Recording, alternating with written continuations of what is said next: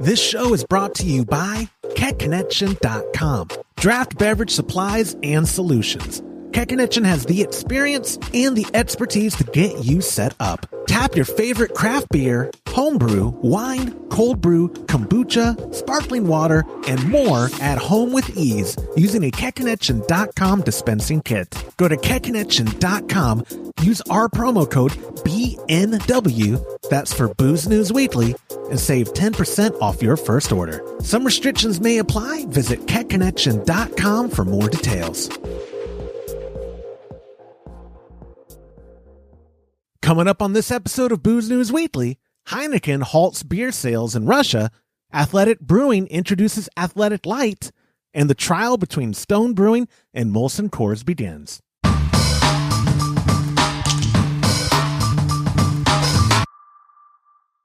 It's Monday, March 14th, 2022. Welcome to this episode of Booze News Weekly, your source for weekly beverage industry news and commentary delivered quickly and conveniently. My name is Joshua Stubing. If you haven't already, make sure you click that like button below, subscribe to the channel, and hit the bell notification icon to make sure that you never miss an episode. Now let's take a look at the headlines of the week. Our first headline comes from Bloomberg: Heineken halts beer sales in Russia.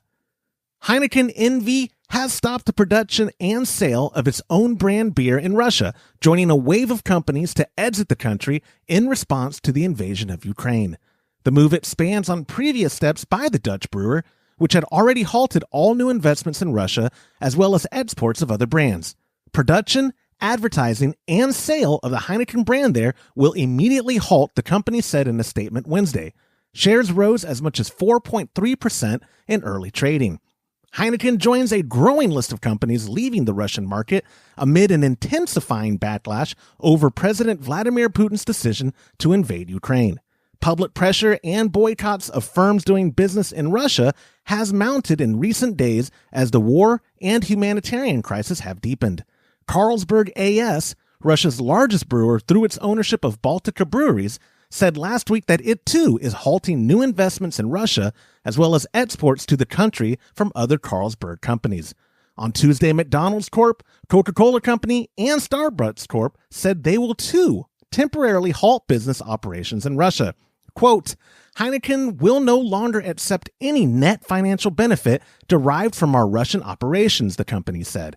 It added that it is now also assessing the strategic options for the future of the business in Russia, where it has operated for 2 decades. The company is also taking steps to ring-fence the Russian business from the wider group to, quote, stop the flow of monies, royalties, and dividends out of Russia. You know, I don't have a whole lot to add to this story, except that I'm not surprised seeing a bunch of companies with global presences deciding to halt their operations in Russia. It'll be interesting to see how all of this affects the whole war scenario or potential war scenario, as, you know, we're also seeing like Visa, MasterCard, PayPal, I believe, a bunch of payment processing companies aren't allowing Russians to use their service anymore. These, you know, food and beverage companies that are going to stop, like they said, McDonald's shut down all of their Russian businesses or Russian locations. And, I'm not cultured enough of the situation to make a educated comment for y'all that's even relevant to the show, but it will be interesting to see how all of this affects the crisis going on right now in Ukraine.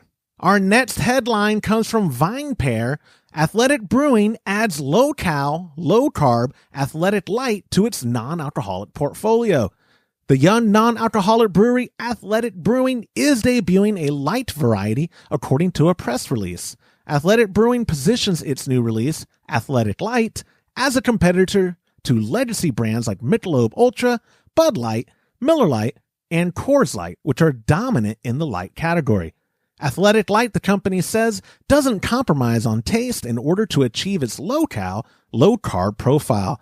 Quote, Athletic Lite was months in development and definitely presented one of our biggest brewing challenges to date, said John Walker, co-founder and head brewer of Athletic Brewing, in a press release. Continuing, it turns out after many test batches, we were able to perfect a recipe that we are very proud of, a crushable, refreshing, and great tasting everyday brew for any occasion.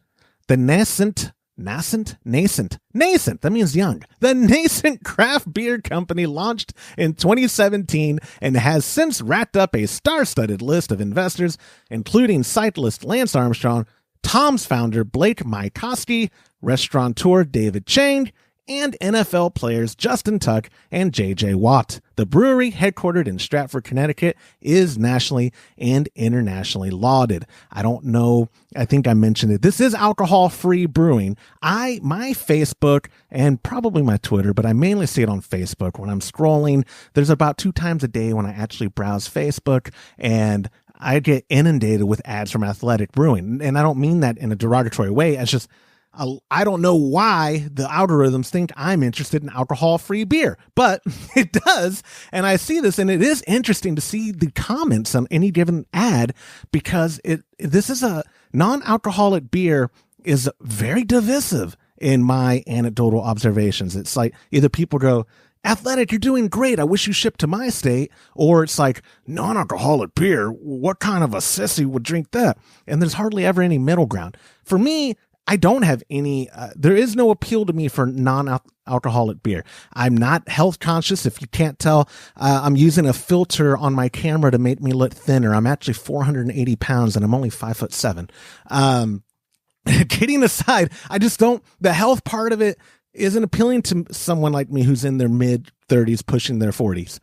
The like low carb, low cal, I do personally like lower ABV beers, but for me, a crushable low ABV beer is like a Kolsch at 5%. That's something I can drink a bunch all throughout the afternoon, not get sloshed, not get a headache. But Athletic must be doing something right because they seem like they're growing. But again, that could just be my perception of the ads that I see. And I haven't actually gotten market reports yet. That will probably be coming on a future episode if I can dig that info out of how they're actually doing. But my perception is, man, maybe there is a larger market than I thought for non-alcoholic beer. I want your feedback. Let me know in the comments. Is non-alcoholic beer something that you would try?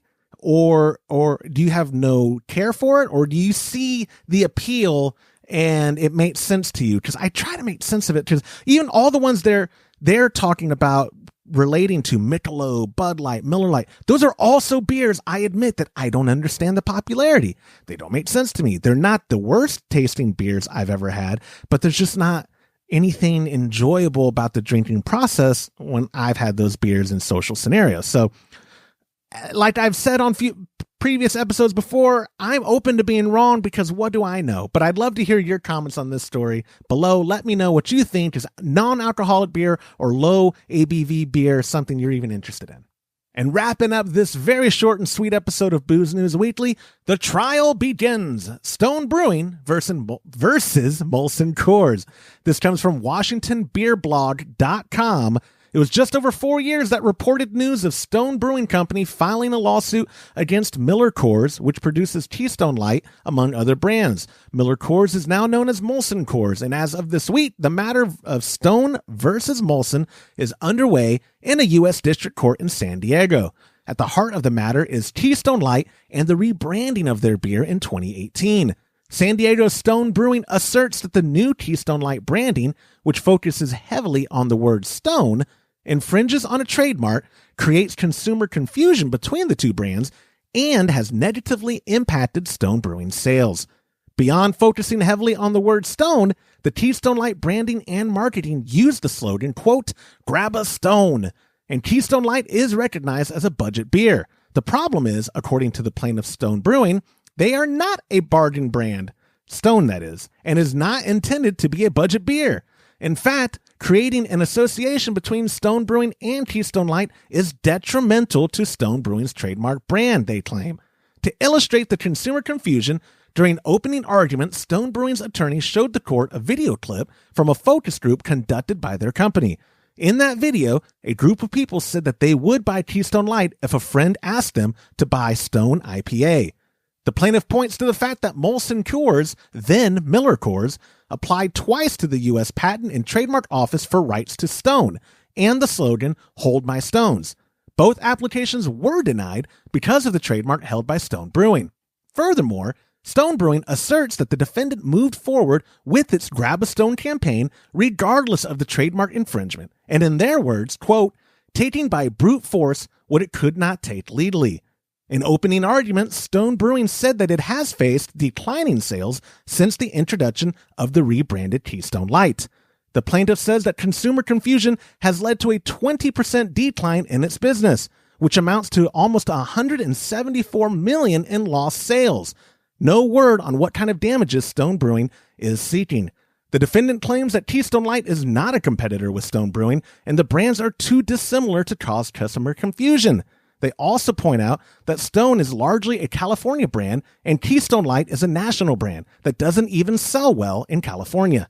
Also, Moulson Coors' attorney points out that the Keystone Light sales have suffered over the past decade, which is what led to the rebranding in the first place. This case is going to be interesting to me. Not really picking sides because I don't have a dog in the race. I like Stone Brewing, don't like Keystone. Even, believe it or not, I was a trashy college kid and I never had a Keystone Light phase. No offense to our listeners who like Keystone Light. I'm sure it's a great beer. I went through, when I first heard this, like, oh, that Stone's being ridiculous. Like I hadn't seen the can label yet. This is just silly. There can't be anything too similar between the two. And then I saw that video that Stone Brewing's one of their founders posted on YouTube when they announced the lawsuit in 2018, him holding the can, where Keystone has always been one word, and I believe that's how their company trademark is. It's Keystone, all one word. But their new cans are like little bitty T, big Stone, and then Light underneath it. And when the way that they positioned it on the shelf and the way in this video he was holding it up, they're emphasizing Stone, right? Now, I don't ever like to give massive conglomerates the benefit of the doubt because I'm not saying they're all evil. I'm just saying they're all a little evil. And do you really think that they weren't pushing confusion by focusing on Stone? I mean, I know the rebranding, they're reaching for straws. They're grasping for straws rather. And this was probably some gimmick that they maybe didn't think would work, or they were trying anything that might work, and maybe they just didn't think Stone would do anything about it. They wouldn't defend their trademark. I don't know. It'll be interesting though to see what this case produces, and I believe it's scheduled for 3 weeks, so we'll know here in a couple episodes the result of this, or we should know by in a month at least what happens with this case, because I'm interested to know and to learn what Stone wants in return. You know, that if they did lose 174 million in lost sales, that's not probably where they're going to stop, right? In regards to retribution, they're probably going to want that and a lot more in damages and stuff. But I don't know. I'm not a lawyer, have no legal advice to offer, but good for Stone. They found a legal team and they're dropping, I bet, some serious money to try to defend their trademark. Well, I'd love your input. Do you think Stone is going to win this, or do you think Keystone, Moulson Coors, their parent company, has a precedent or something to stand on? They obviously have been around longer than Stone Brewing has, but does this feel weird to you too, their new rebranding, like it was malicious intent, or do you think it was just a cutesy new remodel of the can? But let me know what you think in the comments below.